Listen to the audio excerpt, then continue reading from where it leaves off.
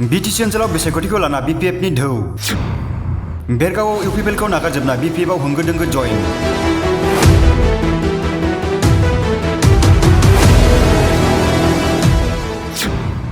$35,000 बांसिन भट लाना जों देरहागोन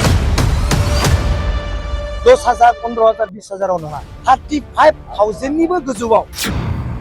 बेरगावआव सोरबा जों देरहागोन बुंना लायोब्ला आं मिनिनोसो गोसो जायो बिक्रम दैमारिनि बिबुंथि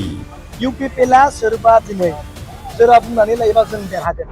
आं दाखालि बुंदों आं जोबोर गोसा मिनिनो लुबैयो कारन हिसाबानो फैखाजोबनाय दिनै 47 नं बेरगाव आयेन आफाद बियाबाव BPF दोलोनि मेगा कार रेली आरो जयनिं हाबाफारि जायो जयनिं हाबाफारियाव गासै 2,000 निबो गोबां UPPL दोलो आरो गुबुन दोलोनि सोद्रोमाफोरा BPFआव महेश्वर बर'खौ मदद होनो सिगांबोयो मेगा कार रेली हाबाफारियाव बाहागो लाना TCLCCनि मासिगिरि बिक्रम दैमारिनि बे फ्रेसार बिबुंथि बेरगाव बियाबाव सोरबा बिजाथिया गेलेनो सानदोंब्ला गुसु मेलेमजों सानना गेलेदो थाखा फैसा लस खालामना जेबो मुलाम्फा गैला हाग्रामा महिलारि सारजों मोजां गोरोबना खामानि मावनो फैदो बेरगावआव जों बांसिन भटजों देरहागोन होनना ओरैबायदि बुङो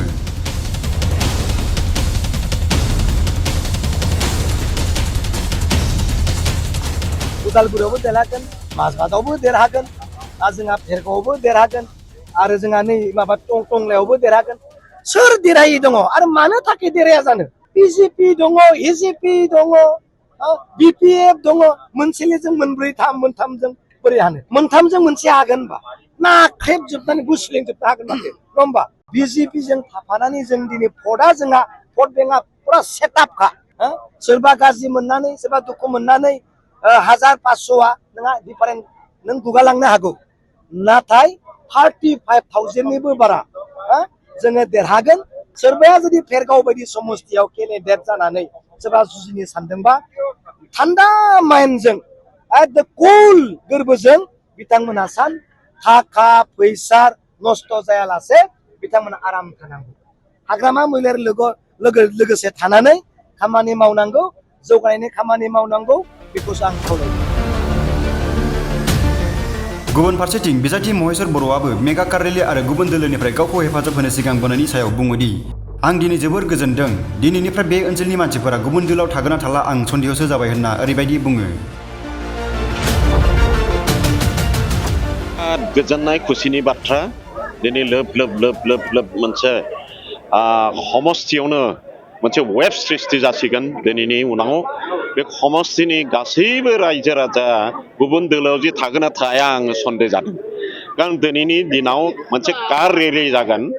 प्राय 2,000 बेलेग दोलोनि सुबुंफोरा जोंनि दोलोआव जइन जाफैगोन जोंहा हाखनाव थानाय साफा बिनि जनप्रतिनिधि जागोन बेखायनो रायजो राजाखौ आं आह्वान खालामो बे समस्ति बाखि रायजोखौ आह्वान खालामो बयबो जाहाथे खाखब गुस्थिजों थाफानानै जोंनि समस्तिनि उन्नयन मुलुग खामकाजाव हेफाजाब होनो थाखाय आं रायजो राजाफोरखौ बयखौबो खावलायहरगोन BTC ओनसोलाव BPF दोलोआ जोबोर गोहोगोरा जानायखौ फिन आरोबाव नुनो मोन्दों आसाम आयेन आफादनि बिसायख'थिया जानो खाथिथारसै दिनै 47 नं बेरगाव आयेन आफाद बियाबा गोदान मोनसे जारिमिन सोरजिनायखौ नुनो मोनबावदों रोजा सुबुंफोरा मेगा कार रेलीआव होंगो दोंगो लोब बाहागो लानायखौ नुनो मोनो बे हाबाफारियावनो क'क्राझारनिफ्राय लाइमोन BPF दोलोनि आफादगिरि रिन्जय बर'आबो बाहागो लायो बाहागो लाना बिथाङा खौरां बिजोङाव BTCआव UPPLआ इनभेलिड जाबाय बेरगावआव BPFखौ फेजेननो हानाय रावबो गैया होनना ओरैबायदि बुङो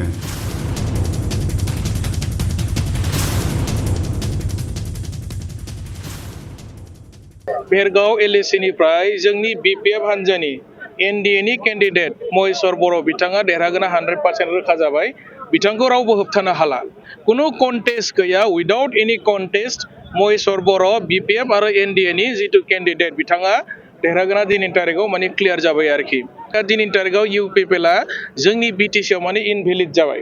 रावबो पाब्लिकआ एक्सेप्ट खालामला थांनाय 5 बोसोर बिथांमोना डेभेलपमेन्टनि जेबो खामानि मावनो हायाखिसै News Desk BTC Live 12